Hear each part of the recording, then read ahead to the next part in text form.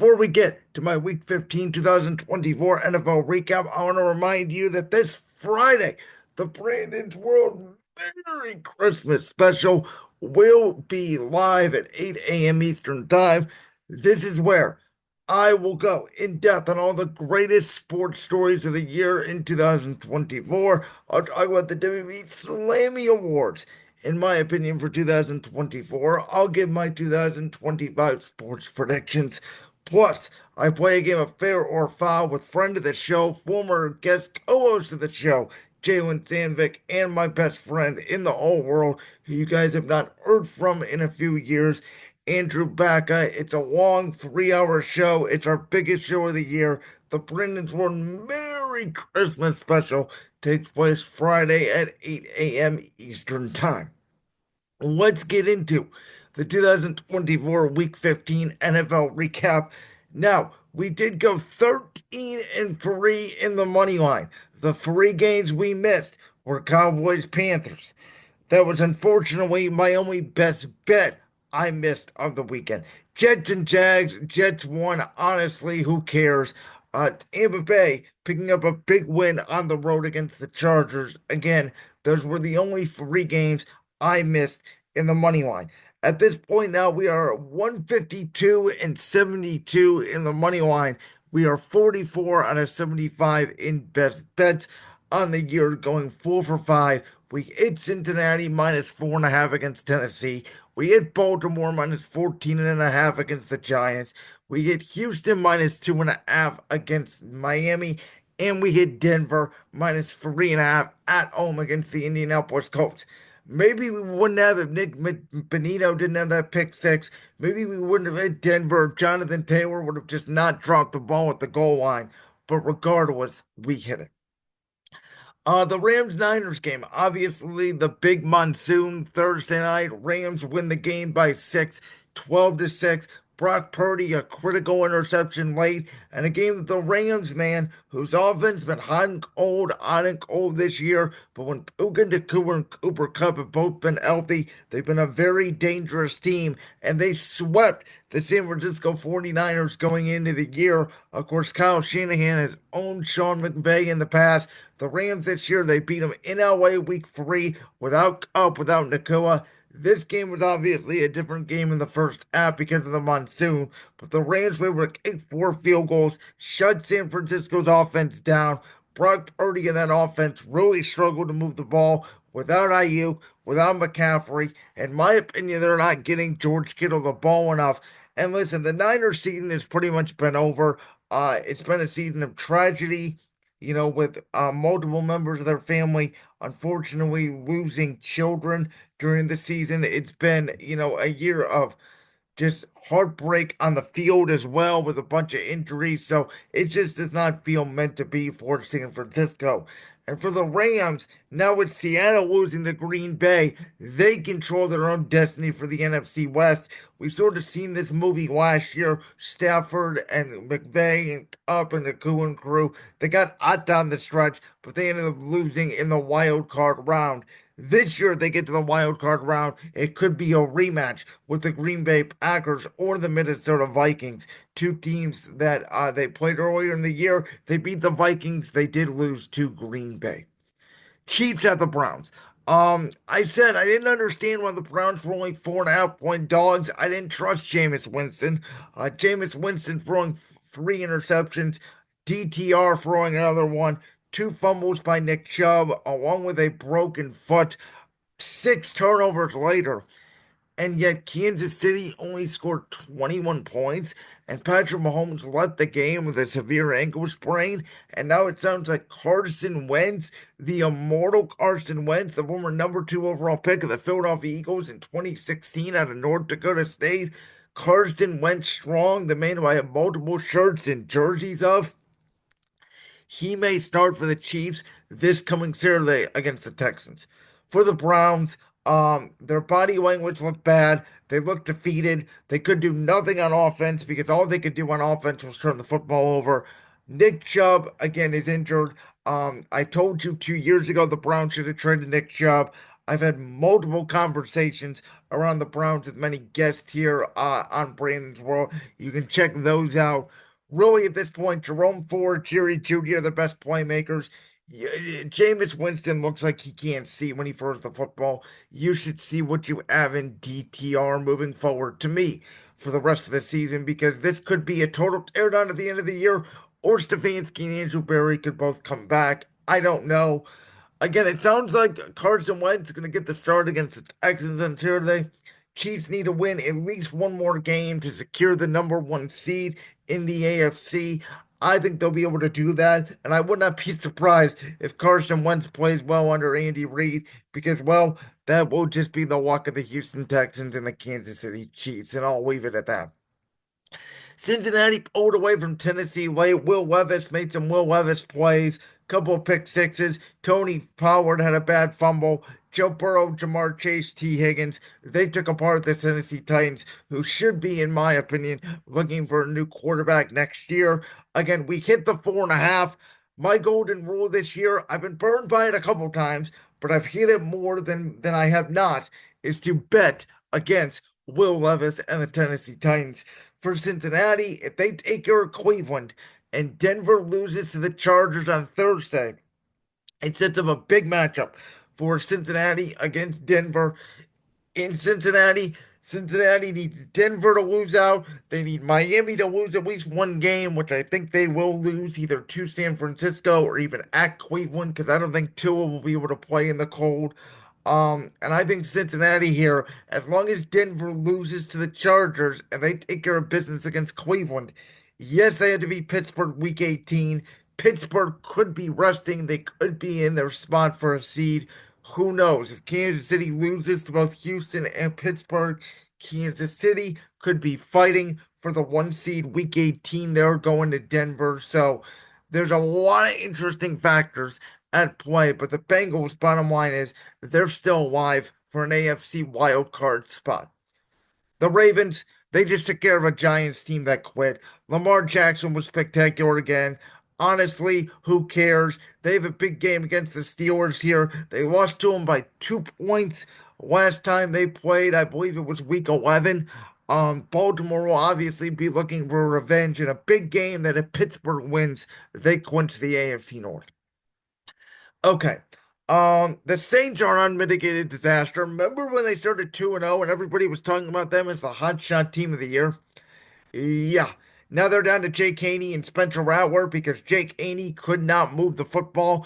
And, the Commanders, they did not play well in the second half. They only kicked 2 field goals. They end up obviously only winning the game by one and not covering because of a clock malfunction that Sean Akawi's crew admitted was wrong, where the clock operator essentially thought it was college football for a second. The Saints got the first down, and then he stopped the clock to allow them to spot the ball, which allowed obviously the touchdown pass. And then New Orleans, being a 5-win football team and not playing for anything, went for two and for the win with interim head coach Darren Rizzi, who I gotta say will not be the new head coach of the Saints, but he has somehow gotten the Saints more wins with him than they did under Dennis Allen, and they were a complete disaster beforehand. The Commanders, they're going to be a playoff team. They're going to be a wild card team in the NFC. They will give my Philadelphia Eagles all they can handle week 16 in Washington, as if my Eagles win, they will clinch the NFC East. They will be, I believe, the seventh seed, which means they will probably, in my estimation, either go to Philadelphia for a third time or they'll go to Detroit in the wild card round. I think people are starting to figure out that Cliff Kingsbury, Jaden Daniels offense, who again, very on in the first half, even though Jaden Daniels only had a couple incompletions, struggled to score points in the second half. I think the Commanders are one of these teams that are just a year away. They can beat up on bottom feeders, but they're not there yet with the class of the conference. Dallas beat Carolina. Like, honestly, who cares? Good for me. The Cowboys can keep ruining their draft position. Carolina, they were a feisty group for 3 weeks. They were favored for the first time in 33 games, and I should have known there's a reason why the Panthers have not been favored in 33 games. Bryce Young regressed a little bit back to the mean there. Again, Dallas just took care of a bad football team, and they keep winning games just to disprove their draft positioning. Miami looked terrible going to Houston. They only put up 12 points. The Texans did not look great either. And I think people are starting to figure out the Texans offense, which, as I have said for weeks, is a Joe Mixon or bust offense. And Joe Mixon only had, I believe, less than 20 yards on the ground, did most of his damage through the air in the game, which saved his fantasy day from my perspective. Um, but, Houston gets the win. With the Indianapolis Colts loss, they have clinched the AFC South. They are very likely to be the number four seed in the AFC. Now they go to Kansas City, which with that defense and even with Carson Wentz at quarterback, if that's the case, you cannot take it lightly if you're Houston. They just feel like a team that has no offensive rhythm that can beat up again on the middle class and the bottom feeders of the AFC, but they need a statement win here against either Baltimore or Kansas City in these next 2 weeks. Or we're going to be saying they won the worst division probably in football with Jacksonville, Tennessee, and Indianapolis in there. And by the way, for the record, they all lost on Sunday while Houston all won. They comfortably won this division, and then they're going to get slaughtered in the first round of the playoffs by a Baltimore, a Chargers. They get hang in there with Denver just because Bo Nix is a rookie quarterback. You never know how the rookie's going to show out in his first playoff start. But the Texans, to me, are a likely, one and out team. Miami, I never bought into the fact that they could win out and make the playoffs. They don't play well in cold weather. They beat up on bad teams. Mike McDaniel is now, I believe, 3-17 in his career as Dolphins head coach against teams with winning records. That's all you need to know. Aaron Rodgers, Devontae Adams put on a show. Whoop-de-doo. Who cares? The Jets are a terrible franchise. So are Jacksonville. Both these teams need a complete reset. Jets win. How about Tampa Bay? This game was close in the third quarter, and then Tampa Bay just put it on the Chargers. Baker Mayfield woke up feeling dangerous, and even though Atlanta defeated Vegas last night, that's not saying much. The Raiders had Desmond freaking Ritter, the former Falcons quarterback, and it took a Hail Mary for Atlanta to beat Desmond Ritter, and Kirk Cousins looked shot. And Tampa Bay, who looked dead midway through the season, we keep talking about this. No Chris Godwin, no Mike Evans. They were 4-6 at one point. Here they are now at 8-6. And in my opinion, Tampa Bay is in the driver's seat now. A huge big win over the Chargers. They have beaten good teams this year. They are the only team in the NFL outside of Buffalo to defeat Detroit. They are the only team in the NFL outside of Atlanta to beat Philadelphia. And here they are beating the Los Angeles Chargers. That was as impressive as it got. A 40 burner on the Chargers against a defense that was, one of the top defenses, easily the number one defense in points given up per game this year in the NFL. And Tampa Bay just rearranged them in the second half. Okay, I talked about this game because Bo Nix really struggled in the first half. Then Denver's defense took over the game. Indianapolis committed a couple turnovers, including Jonathan Taylor fumbling that ball at the goal line. The the bad trick play that resulted in the pick six by Nick Bonito really turned the game around. And Denver, and I gave my partner at Championship Rings, Josh Unger, credit to this last week. He picked Denver as a playoff team. I thought that, Cincinnati was going to be there, Baltimore was going to be there, Chargers were going to be there. I thought Miami and the Jets could potentially be in the mix, and that's where Denver sort of took advantage of the AFC East, in my opinion, being down this year. And the AFC West, very realistically, could have three teams in the postseason, and I think they will. Arizona beat New England. New England scored two garbage time touchdowns at the end. Arizona kind of went off the gas. Again, good game, bad game. Sometimes from Arizona, they played a bad game the past couple of weeks against Seattle. They were going to bounce back here against New England. They must defeat Carolina next week, who again, we'll see how they bounce back against their bad loss against Dallas. But if Arizona wants any shot to win the NFC West, they're pretty much going to have to win out. In my opinion, Kyler Murray is now the second best quarterback in that division behind Matthew Stafford. but I think it is the Rams division to lose at this point. For New England, again, Drake May keeps getting better. It wasn't his best game in the world. Gerard Mayo apparently threw AVP under the bus, basically saying that he wants Drake May to run more. Very interesting dynamic in New England. Could you imagine if they had any playmakers? Buffalo 48, Detroit 42, the Lions with all their injuries on defense, plus the loss of David Montgomery, meaning they're not going to have their knuckles in the backfield. Now they just have Sonic. And as fast as Sonic is, and for those of you that don't know, I'm a big Sonic the Hedgehog fan. The Lions just feel like this team that has been so devastated by injuries and their defense, listen, they have struggled the past few weeks. And in my opinion, if it wasn't for the Texans going full Texans, they should have lost in Houston to the Texans. And in hindsight, could that be the game that gets Detroit still the number one seed? Maybe. You don't win a lot of games when you throw five interceptions. It shows the grit of that Detroit team. But CJ Stroud has not played at an MVP elite quarterback level this year. Jared Goff did, but Jared Goff, and we saw this against Tampa Bay week two, that was the other game they lost. Jared Goff cannot drop back and throw for 400 yards. That's not the formula for the Lions to win. The formula for them to win is to not get in a shootout where Dan Campbell thinks that he can do a surprise onside kick with 12 minutes left. Their formula is run the football, create takeaways. Even without Aiden Hutchinson, their pass rush has, I think, without Hutchinson, been better than we thought with the addition of Zadarius Smith. They have to get the lead on people. And Josh Allen has just been sensational. He's been playing out of this world football, turnover mistake free football. And Buffalo, yes, they lost to the Rams, which will probably cost them the number two seed in all likelihood now. They'll have to go to Kansas City for the AFC Championship game, but they are as hot as anybody in the league right now. And the Philadelphia Eagles are right on the Detroit Lions' heels for that number one seed after having 10 minutes left in the fourth quarter. Mike Tomlin at the Philadelphia Eagle 47-yard line, down 27 to 13, decides to punt.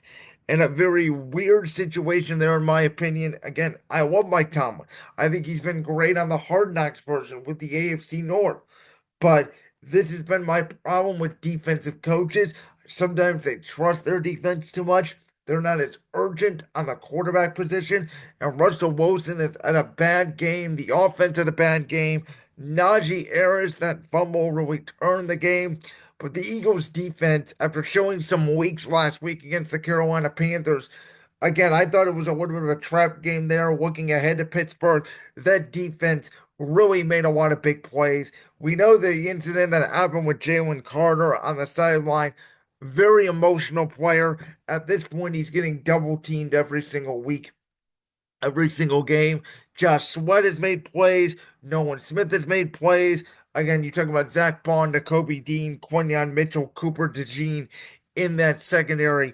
Philadelphia just out tough Pittsburgh. They dominated them. And my favorite stat of the whole weekend was this Eagles team with a drive with 10 minutes left in the game, starting at their own 3 yard line, ran 21 plays, ran the clock out, ended the game, and inserted their will against a Pittsburgh Steelers football team.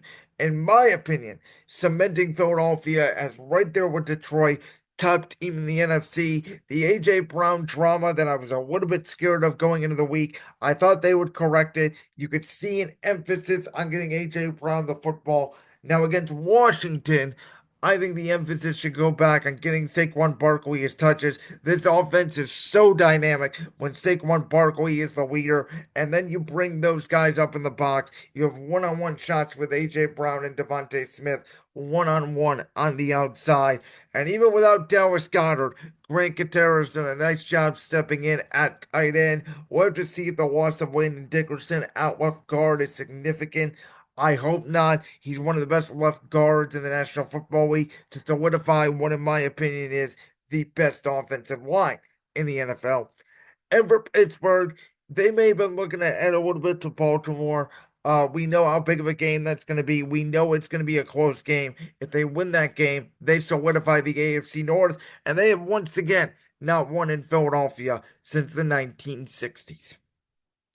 Green Bay just undressed Seattle, and we'll have to see the damage of Geno Smith's leg injury. Sam Howell, who, not being racist or anything here, I think he plays a lot like the white Jameis Winston. Big arm, talented, throws for a lot of yards, throws for a lot of touchdowns, also throws a lot of interceptions.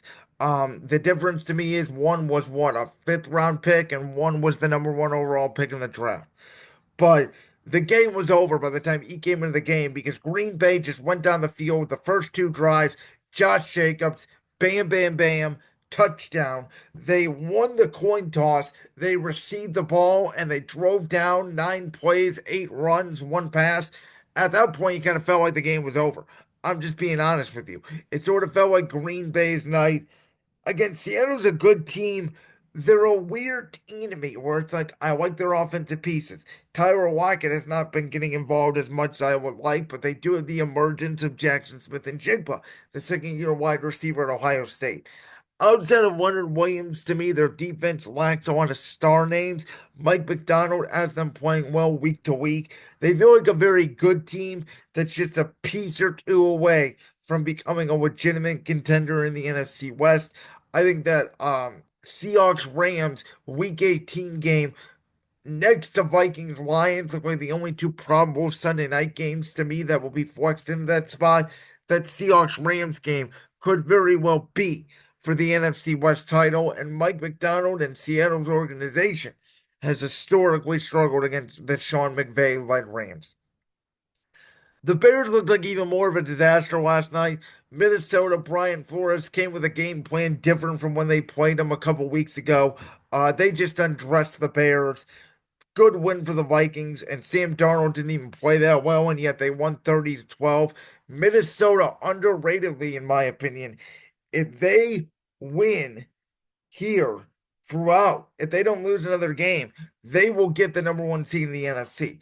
Now they have to go to Seattle and then they host Green Bay and then they go to Detroit. You would think they're going to lose one of those 3 games. I think it's very likely they finish as the 5 seed in the NFC, which to me would mean them going to Tampa Bay, which, oh boy, I would not want to be that if I was Minnesota against that odd team in Baker Mayfield down in Tampa Bay, the way they've been playing right now with those weapons that they still have outside of Chris Godwin being out. But, the Bears are the Bears. Let's talk about them next year when they get a real coach. And then Atlanta. Kirk Cousins, as he's done the last 6 weeks, seemingly, good first half, terrible second half, barely hanging on to the win. For whatever reason, that team seems like they have collapsed. A little bit of a 2023 Philadelphia Eagles-esque collapse where they start 6-3. They're now 7-7. Yes, they had the Giants this week. They'll win, but they got to play Washington in week 17. I think going up against Jaden Daniels with a defense that does not have a pass rush will be catastrophic to Atlanta. Tampa Bay, they have at Dallas and they finish at home with 2 games against Carolina and New Orleans. Those are 3 winnable games for Tampa Bay. Atlanta, they have to beat Washington, then they have to beat Carolina, which is doable because, again, they'll beat the Giants. So they can get to 10 wins, but I think they'll end up finishing with 9. I think Tampa Bay will get to 10. And in the end, the Tampa Bay Buccaneers will win the NFC South. For Atlanta, I would like to see them go to Michael Penix these last couple of games, see what you got in the kid against these easy opponents. As Kirk Cousins to me is absolutely shot. I don't think he will be the Falcons' starting quarterback, and he may not even be on the roster next year for a team that gave him a 4-year deal in the offseason. Again, when they made the acquisition for Michael Penix, at first, I thought it was crazy on draft night. Then I sat here the next day and I thought, you know what, Kirk Cousins is coming off a torn Achilles, and I proposed in the offseason. What if there's a world where he's never the same and he actually never plays a snap for the Falcons? He has not looked right since week 1, really. Maybe in the middle of the year there, he was starting to get hot. They were doing a little more under center. The bootleg stuff he did in Minnesota. Now they're mostly just pistol. And he cannot move and he cannot push off his back foot as well as he used to do. For the Raiders, listen, they are in full Shador Sanders tank mode. That's all I have to say on the Raiders. And that's my Week 15, 2024 NFL recap. Like that clip from the Brand's World podcast?